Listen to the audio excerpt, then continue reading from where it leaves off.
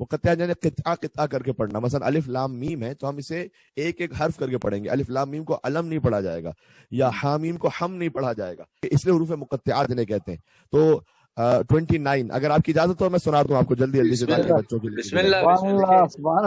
سورہ بقرہ میں الف لام میم, سورہ آل عمران میں کا آغاز الف لام میم سے, سورہ اعراف کا آغاز الف لام میم صاد سے, سورہ یونس کا آغاز الف لام را سے, سورہ ہود کا آغاز الف لام را سے, سورہ یوسف کا آغاز الف لام را سے, سورہ رعد کا آغاز الف لام میم را سے, سورہ ابراہیم کا الف لام را سے, سورہ ہجر کا آغاز الف لام را سے, سورہ مریم کا آغاز کاف ہا یا عین صاد سے, کہ جو کربلا کی طرف بھی اشارہ ہے. اگر میں ممکن ہو سکا تو ان کی کچھ باتیں بھی عرض کر دوں گا میں.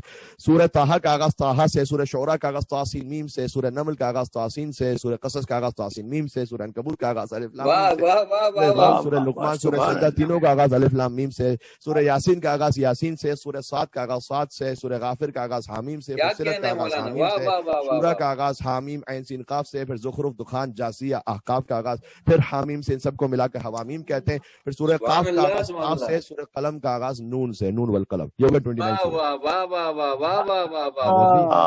اللهم صل على محمد وآل محمد بلند تر صلوات. اللهم صل على محمد وآل محمد صل على محمد وآل محمد وعجل فرجهم.